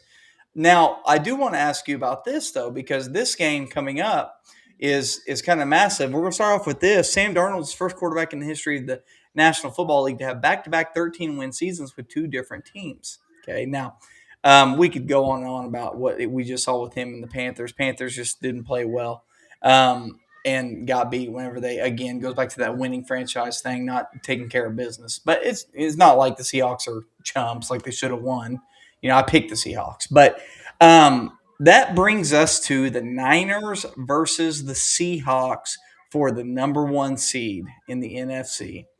Who wins, guys? Is it at San Fran? It's at San Fran. I mean, what are the Seahawks? 13-3. Yeah, they're mhm. are they 13-3 or 12-4? I think they're 13-3. I think San Fran's 12-4. Okay. So they lost their opening game Yes, 13-3. Against San Francisco. They lost one to the Rams, and I don't know who else they lost to. I mean, Who wins this you game? know, Man, it's gonna be obviously one of the better games of the weekend, but I think it's San Fran. They lost to the Niners 17-13. They lost to the Rams 21-19. And they lost to the Buccaneers 38-35. so they are 10 points away from being undefeated. That's wild. Man, I'm gonna be honest with you. I've kind of overlooked the Seahawks this whole Oh, year, absolutely. but they just keep winning, dude. Like, I mean, Me too. I Me too. Well, I'm you gonna got to you I'm got gonna to go I'm gonna go Seattle, like, cause like they literally are 10 points away from being undefeated. That's without a number one running back. Yeah, it's like I Ken Walker's good, but against the Panthers, what's his name? Charbonnet. Right? Charbonnet, yeah, I like He didn't do Charbonnet. anything. Charbonnet. He cooked us. He cooked us. He's the one I'm gonna getting the bulk of I'm the gonna carry. I'm gonna pick Seattle just because I apologize that I've kind of overlooked them all year and just really, I'm just Fans. I'm not was have I've been kind of familiar with your game, but not really after seeing that you're about 10 points away from being undefeated the whole year. I mean, I have got to apologize, he said. yeah, I Yeah, mean, So you think Seahawks get the one seed. John thinks that the Niners will take it. It's tough for me. I can't believe that the Seahawks are favored 1.5 at San here's the Fran. thing: if doesn't Carolina surprise me wins, none. if Carolina wins, they play the loser of this game. I know it. Or if the Falcons win. If the Falcons win, which by the way, that's going to bring us to our next talking point here. The battle of the divisions. What a week 18 we have in store. Ravens versus the Steelers for a playoff spot to win the division, and the Buccaneers and Bryce Young and the Panthers on Let's talk about Saturday. the bucket. Let's talk about the Bucks and Panthers first, because I got something to talk about with that Ravens Steelers game that doesn't have Okay. necessarily have anything to do with those two On teams, but it's Saturday. Saturday is the game. Panthers versus the Buccaneers. Panthers just beat the Panther. Buccaneers. I got the Panthers, baby. Got the You said Panthers. you said that I last I week. I think the Bucks. I think the Bucks are in trouble. I think no, even if the Bucks somehow pull it out, I think they need to move on from their coach. Yeah, I think I it's just the Bucks are in trouble. Like very it's Buccaneers are just 2.5 point favorites. It's at Tampa, 3:30 on Saturday. I think the Panthers are going to win. I think they got it. John, what do you think? uh, I would like to say the Buccaneers, just because I mean I love what Baker does, but the I think right now they need to a whole new makeover on that coaching staff. Because they have a lot of talent, and the fact that they're even in this position is starting out 7-1, and it is beyond me, or whatever it was that they started. They started off hot, one of the best teams in the NFL. But I think Carolina's going to win this game. This team is just in shambles right now in Tampa. It's crazy. Panthers are again a coin flip. You have no idea. But I have liked what I've seen out of Bryce Young. He's played well, guys. Hmm.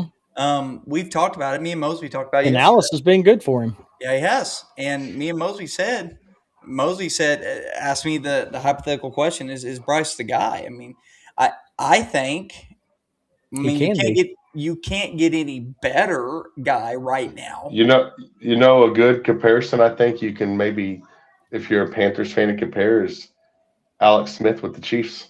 C.J. Stroud. No, no, not that to that level. CJ No, Stroud's a no, no, no, dog. no. I'm just talking. They have the same game. I mean, they're not. I think if you're the Panthers, you look at it as we can be Alex Smith with the Chiefs and get to the playoffs and have a chance to win every one of those games. Yeah, and It's just that's how the Panthers have won. They've had to have a good running game, good defense, and game manager. Besides Cam Newton, when he took over that 1 year, but um, I'm gonna pick the Panthers just because I have to. Like last week, but let's say they lose. The and Falcons Atlanta versus wins. the Saints. Do the Falcons beat the Saints in Week 18 to still send the Panthers to the playoffs? No And chance. I don't know because I just told you the other day that I think if the Saints start this kid earlier, the Saints might be winning this division. You know what's really funny? I saw some guy put this on X, and he said how ironic would it be if the Buccaneers the beat the Panthers to go make them 8-9, make the Buccaneers 8-9, and then the Falcons somehow beat the Saints to go 8-9 to send the Panthers to the playoffs, even though the Saints might be the best team in the division.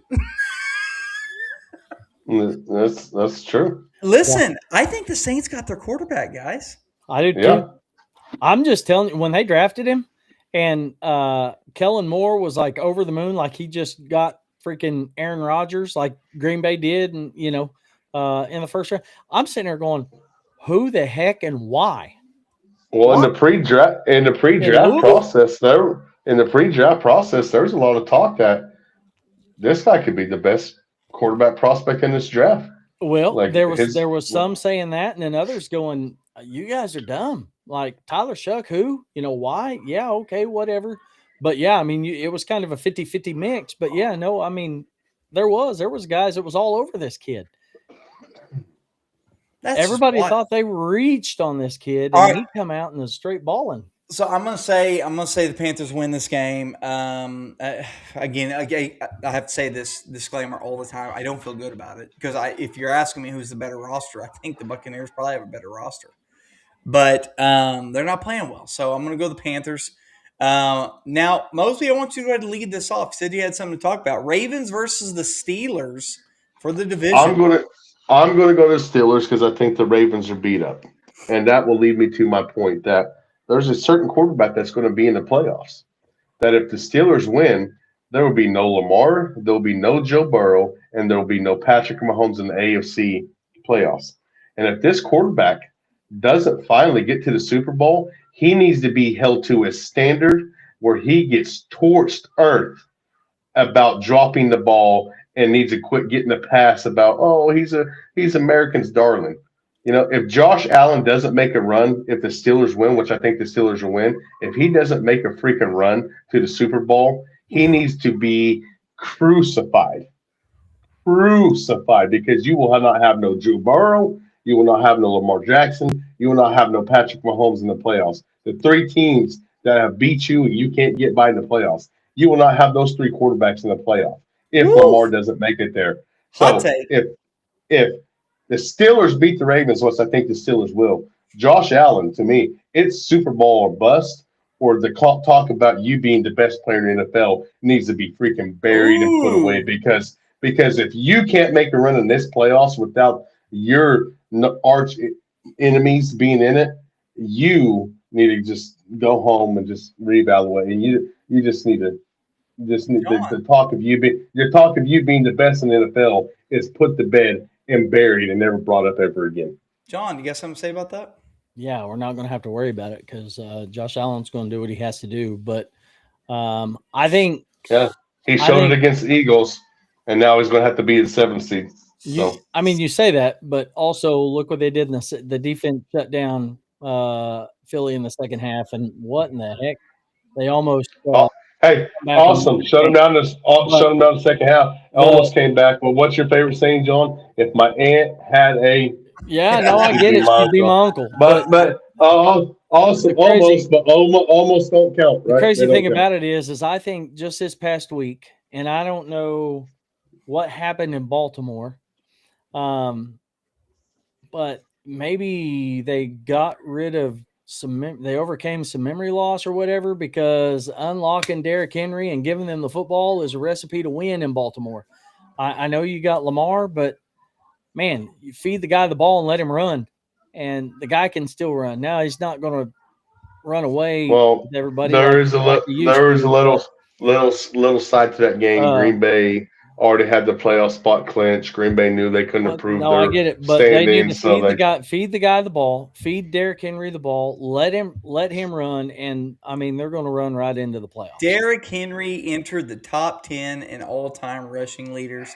He is at 12,740 yards rushing. He had the second highest fantasy point scoring game of his career. Mm-hmm. He and went who'd you off. play and who'd you play against this week in fantasy, I John? sure did play against him, and I played against Drake May and got cooked. Cooked. Oh my! But um, Derrick Henry, how many more years does this guy go, guys? I mean he's got a few left in him. You see this year he has lost a step, but I he's don't still know if got it's some juice necessarily in the tank. I don't know if it's necessarily lost a step. I think it's just there ain't been no other threat.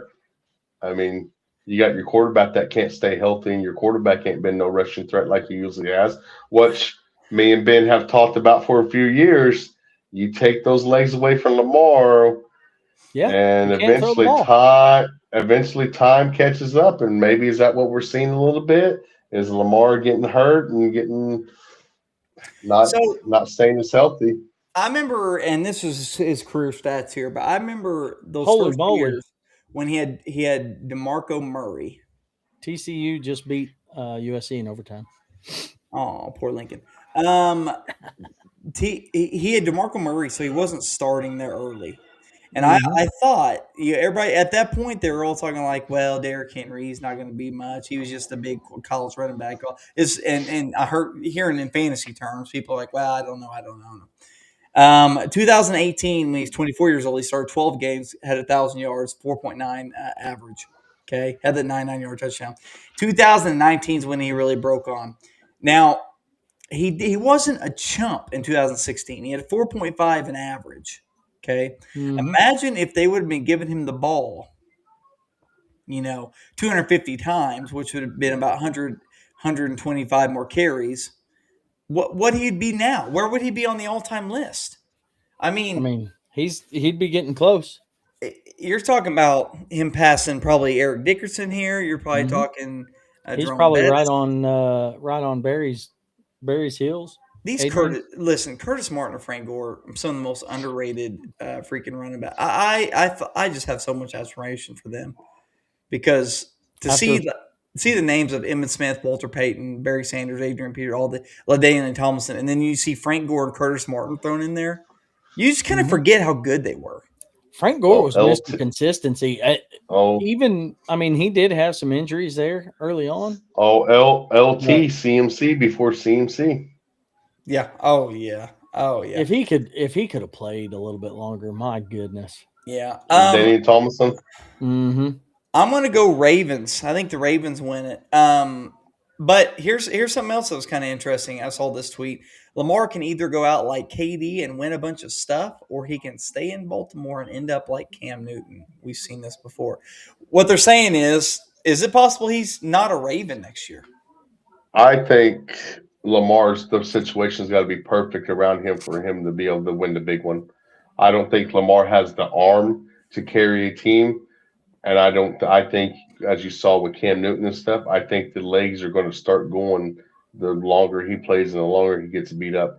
Lamar's going to have to be in a perfect situation for him to be able to go over the top. I just think he just does not have the firepower in the arm to change his trajectory of his career, kind of It's like we've funny. seen some of these other. It's funny you asked this question because I was watching um, some things on TikTok and on X and doing a lot of pre-draft stuff for the in the NFL and already um, there's rumors and they've not mentioned any names, of course, but rumors of a top tier quarterback being traded this offseason. And the name that's being tossed around is this one right here, to the New York Jets, because Ugh. they've got all the draft capital in the world. They can go get him, but one of the Yeah. deals, some NFL But execs are but it that is a very is possibility. is that a good fit for Lamar? I I Probably, I, I I mean, don't really think it is. I I'm mean, probably not. No, but if somebody, I mean, they've got how many draft picks? If they come and offer a package of picks, why would they not take it? Why would they If not? if you were the Carolina Panthers, would you take Lamar right now? Yeah, you got a good run game. That's to me that's more of a fit than the Jets. I I that'd be mean, interesting. That'd be an interesting one. Because you're talking about paying money now. I mean, you're paying a pretty big chunk there for hmm, Lamar. Are you getting because Lamar's a guy where you're expecting him to be injured 1, 2, 3 games out of the year. probably. So it's the type of injuries this year that concerns me. That lower back and that hamstring type of, and you seen the tackle when he got tackled against the Chiefs. You're like, just looked like a normal tackle. It put him out for 4 or 5 weeks. yeah. Like it's Um, just yeah, I don't know. I just again I say this all the time. Running quarterbacks like this, once they Yeah, lose their legs, you you take their saw legs away. we've seen it It's already yep. with Michael Vick. Michael You know, Vick, Cam I mean, Newton. You're going to see it with now Josh Allen. Michael Ooh. Vick could throw the ball 10 times better Yep. than Lamar ever thought about. Hey, John, what do you think Josh Allen is without his legs? Still the best quarterback in the NFL. Jesus. Very average. Very average. You go look. Uh, Josh Allen's not even the Bills' best player because when James Cook has great games, the Bills have success. When you shut James Cook down, the Bills don't have success. Guess what Well, happened last week? any James offense, if Cook you can did run the not do ball, anything. throw. Oh, James Cook didn't have success, and that offense looked very pedestrian. All I right. mean, Josh could make a wide open throw. I mean, but Here's the craziness of this projecting the NFC's seeding. I can't remember when I saved this, so it might have changed now. But here's what we're looking at. This is wild because the Niners have a 51% chance to be the 1 seed, but they also have a 40% chance to be the 6 seed. The Seahawks 49% to be the 1 seed, 21% to be the 5 seed, 30% to be the 6 seed. The Bears have a 60% chance to be the 2 seed. They have a 40% chance to be the 3 seed. So they're a 2 or 3. And then the Eagles are flip flop there, 2 or 3. And then, of course, you have the Buccaneers, Panthers, 54% or 46%. That's the only chance they get to go. And then the Rams are a 70% chance to be the 5 seed, and then Packers have the 7 seed. No, Tracy, that is not a What? So true the statement. the only chance. What's she say? She's lost her mind. She Uh, don't know NFL logos. yeah, Tracy. If he had good taste, he would. But the only chance the Rams have to be the 5 seed is if San Francisco loses. Yeah, and so that's what I'm saying. This might have changed. I can't remember when I saved it, but needless to say, this is wild to even think that the Packers are the 7 seed, just like the Bills might be the 7 seed in the AFC. I feel like these playoffs are loaded, boys, and Yeah, obviously they're ready. this is because the NFC South gets the 4 seed. Obviously, that's why Mhm. this is happening. But still, yeah, Yeah, and I same mean, thing with the Ravens and Steelers. But it's you just could, you could, you could. I mean, Green Bay is going to be the 7 seed. You're going to have San Fran or Rams as the 6 seed, or you're going to have San Fran or Seahawks as the 5 seed. That Oh, hey, great! You're the 2 seed. Congratulations! You get to go play Green Bay. Hey, you're the 3 seed. Congratulations! You get to go play the Rams, San Fran, or Seattle. I mean, it's just you want that 5 seed is what you want. 100%. yeah. You want that Unless you're 5 the Rams, because you got ran through by the Panthers. seed. Yeah, and they well, they did get beat to the that game last night was wild too. Oh Yeah, my Um, goodness. Made a little money on that one too.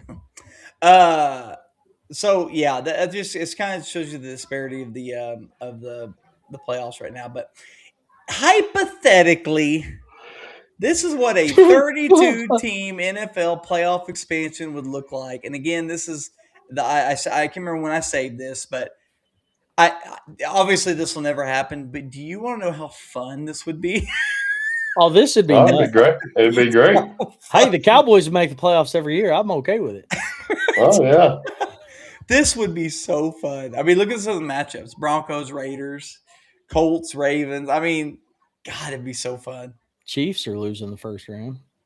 Well, I yeah, mean, because we don't have a freaking ACL on our first or second string quarterback.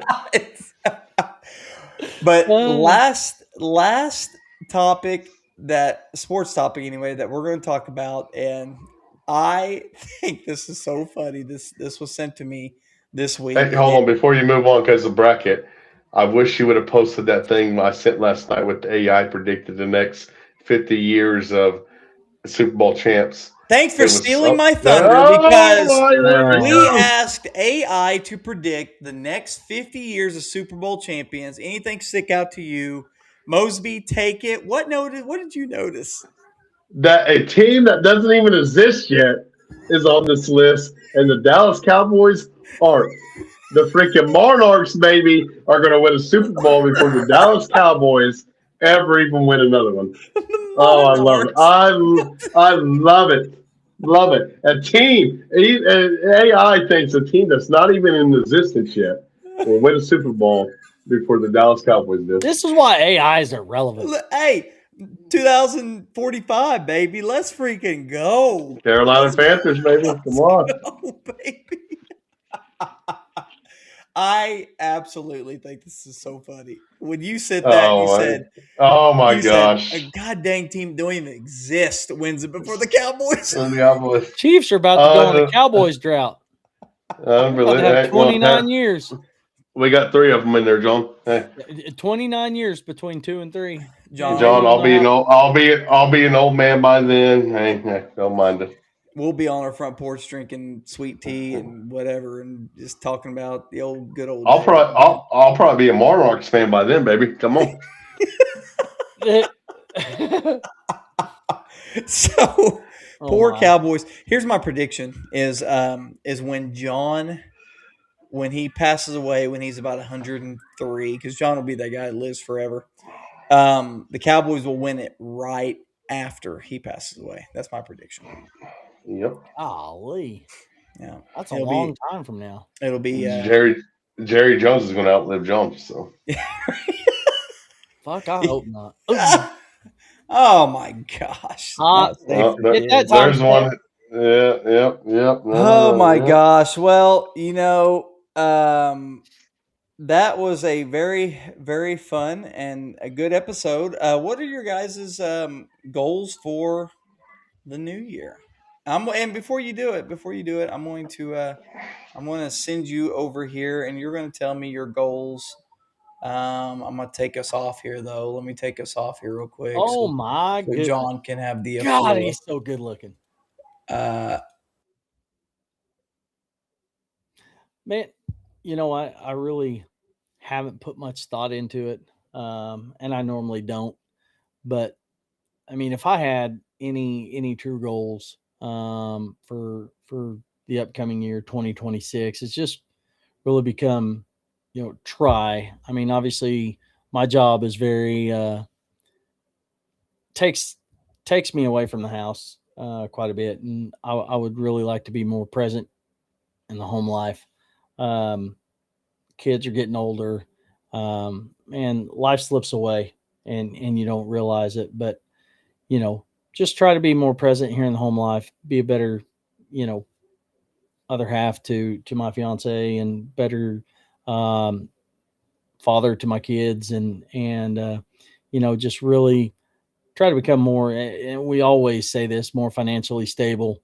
We want the stability and whatnot. But I have some ideas, not necessarily outside of this, because this right here, this is one thing I want full time. But I have some other cool ideas that may come here in 2026. That'll be pretty fun.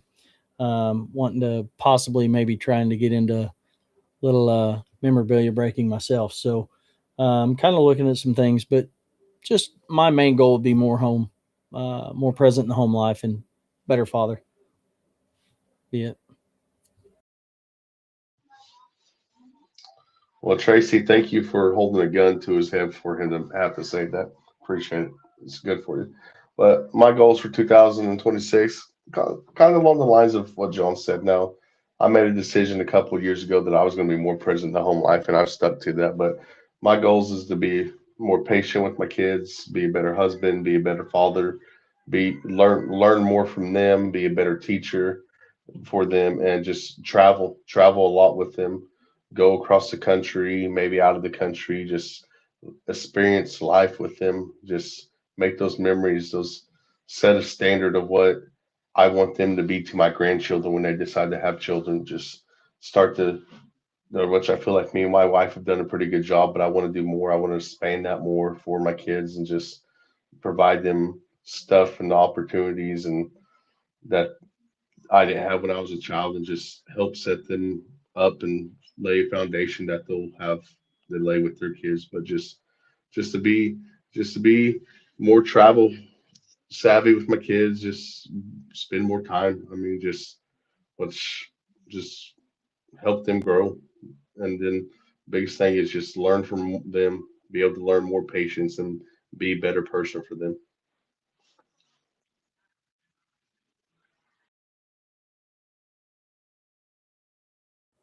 wrong one, wrong one.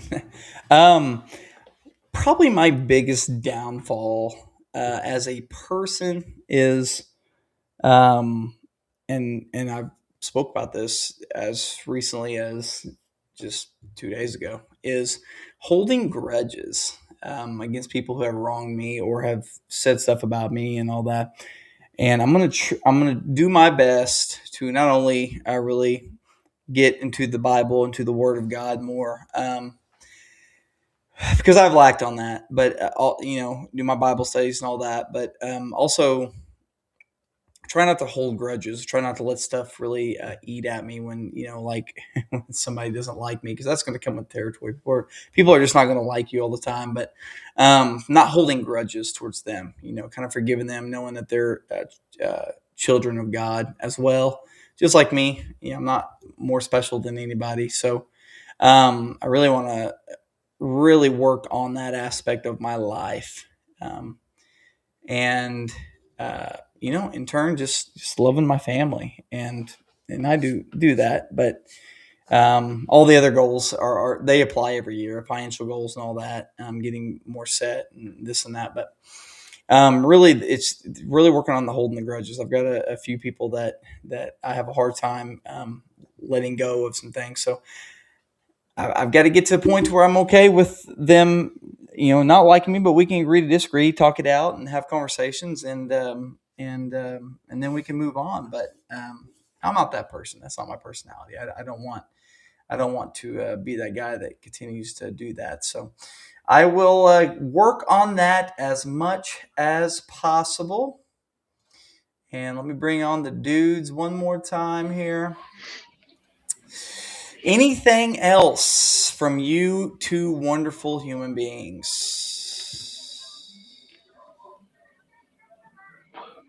San Francisco 49ers have the better receiving core than the Dallas Cowboys. Have a better This dude's what? an idiot. Oh, am I, John? Terrell Owens, Jerry Rice, Randy Moss. Thank you. Oh, He's an idiot. Dude is an idiot. that Mosley It- watched. if there's any, which I don't agree a lot with John's brother, disagree with the most about 98% of the stuff that comes out of his mouth, but I will agree with him that San Francisco 49ers have the best all-time receiving core probably in NFL history. And for John to say that Dallas Cowboys all-time receiving core is better than them, oh my Lord, please stop. One of my favorite lines I've ever heard was when Justin said, "John, don't go viral for the wrong reasons." That would absolutely. Terrell Owens on the top 5 receiver all the time. Yeah, okay. Yeah. Where do you rank Terrell Owens or Terrell? Terrell Owens is he's top 5. Yes. Where do you San rank him, Francisco John? is. Where do you rank him? I mean, and I've said John- the top 10 receiver John, of all time, but he's not top. John, you better rank him high because that's the best receiver of all time that the Cowboys ever played for their roster. So you better rank him high to give your guys self a chance. I mean, San Francisco had Randy Moss one year, Jerry Rice. I'm gonna say yeah. this. The next thing I know, my account will be getting banned. This dude don't know ball. I'm surprised your account hasn't got banned yet with all the Yeah. I said it one time. This dude You're more on this thing than I have. Your wife freaking reporting every comment or something, John. Oh my goodness, Tracy! Somebody every time she'll message. You'll delete my comment. What are you talking about? Yeah, it's like we don't even know what comment you even talking about. It gets deleted. It gets deleted and taken off before we even see it. Poor James, high school kid, my nephew, says Mosby don't know ball. Can't say next thing you know, comment gets deleted and his whole account is banned. Can't say crap. He beat us in the guillotine league. I guess it's TikTok has like kind of like X had. They have those standards underneath. When he commented on something that wasn't true, I guess TikTok took it off and booked something out. Well, because I will say Brock Purdy is assistant quarterback. Thank you. Oh, Matt Jones did very well in that offense. Well, John, is that it? I can only speak on so much stupidity. I think we're good, boys. You guys have a fantastic new year, and we will see you later.